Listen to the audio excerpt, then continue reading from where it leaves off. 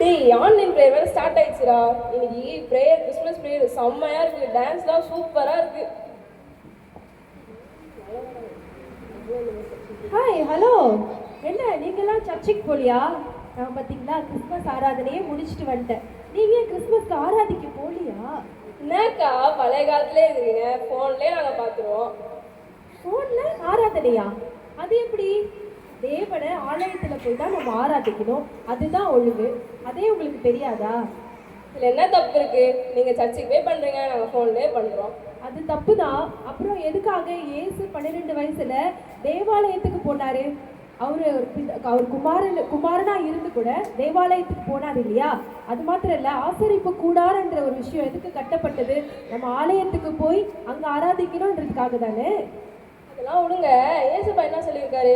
எங்கேயும் 1-2 பேர் வாசம் பண்ணி கூடுகிறார்களோ அங்கே நான் வாசம் பண்ணுவேன்னு சொல்லியிருக்காரா இல்லையா? நாங்கள் எல்லாம் 1-2 பேர் கூடி தான் ஜெபம் பண்ணுறோம்.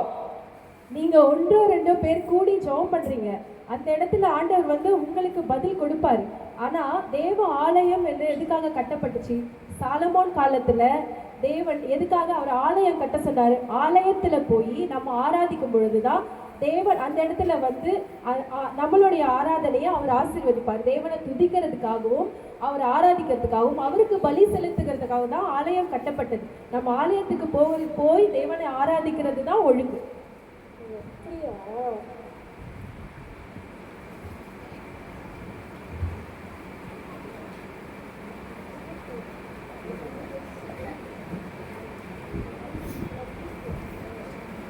சரி, அதெல்லாம் விடுங்க. நேரத்துக்கு இவ்வளோ பெரிய பைபிளை கையில் வச்சு சுற்றுறீங்க. தெரியுதா? இதுதான் ஃபோன். ஃபோன் என்ன தெரியுமா? இதில் வந்து எல்லாமே இருக்கும். நீங்கள் பைபிளை புரட்டுறதுக்குள்ளேயே நான் இப்படி பார்த்துருவேன். சரி சரி, நீங்கள் சொல்கிறதெல்லாம் கரெக்டு தான். ஆனால் அந்த செல்லுக்குள்ள உலக பிரகாரமான காரியமும் இருக்குது, அசுத்தமான காரியமும் இருக்குது. அதுக்குள்ளே பைபிளை பார்க்குறேன்னு சொன்னீங்க. இது என்ன தெரியுமா? இது பரிசுத்த வேதாகமம். இது வந்து பரிசுத்தமான வேதாகமத்தை உலக பிரகாரமான காரியங்கள் பார்க்குற இந்த செல்லுக்குள்ளே வைத்து பார்க்கக்கூடாது. அதுலேயும் எதாவது இருக்குது, இந்த ஃபோன்லேயும் அதான் பைபிள் தானே வருது. அதுக்குள்ள தப்பு.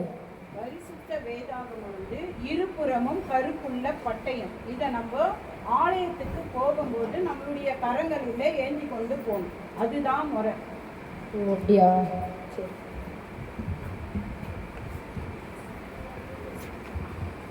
இதெல்லாம் விடு. சர்ச்சு ஆராதனைக்கு டெய்லியும் வெள்ளை ட்ரெஸ் தான் போட்டுருக்கு. இங்கே பார்த்தீங்களா, இதான் ட்ரெண்டு. யோ ஆராதனைக்கு வந்து நம்ம வந்து ஏன் வந்து வெண்வஸ்திரம் தரிக்கிறாங்கதாம்மா? பைபிளில் வந்து வெண்வஸ்திரம் தரித்து கொண்டு தான் ஆலயத்துக்கு வரணும்னு சொல்லலை. ஆனால் வந்து பரலோகத்தில் வந்து தேவ தூதர்கள் வந்து வெண்வஸ்திரம் தரித்து கொண்டு தான் தேவனை தொழுது கொள்கிறாங்க. அப்போது பரலோகத்தை ஒப்பிட்டு தானே நமக்கு சபை ஒரு மாதிரியாக வைக்கப்பட்டிருக்கு. அப்போது பரலோகத்தில் என்ன பண்ணுறாங்களோ அதை தான் நம்ம வந்து மாதிரியாக பண்ணணும். அதனால தான் நம்ம வந்து வெண்வஸ்திரம் உடுத்தி கொண்டு வந்து தேவனை தொழுது கொள்கிறோம். நம்ம வெண்வஸ்திரம் நம்ம வெளியில் மட்டும் வெண்மையாக இல்லை, நம்ம உள்ளேயும் வெண்மையாக இருக்கணும், பரிசுத்தமாக இருக்கணும், வெளியிலேயே நம்ம பரிசுத்தமாக இருக்கணும். அதனால தான் நம்ம வெண்வஸ்திரம் தரித்து கொண்டு தேவனை துதிக்கிறோம். இதில் என்ன குறை? ஆமாம், இதில் தான் குறை இருக்குது.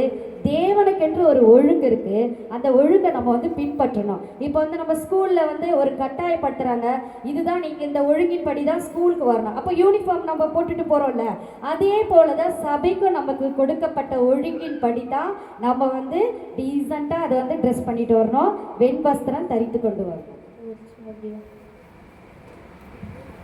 சரி, ஏன் நீங்கள் எல்லாம் சோகமாயிட்டீங்க? இப்போது நாங்கள் வந்து உங்களுக்கு வந்து சில விஷயங்கள் சொன்னோம், அதே போல தான் நாங்களும் வந்து அறியாமல் செய்த விஷயங்களை எங்களுக்கும் ஒருத்தர் சொன்னதுனால நாங்கள் அதை மாற்றிக்கொண்டோம்.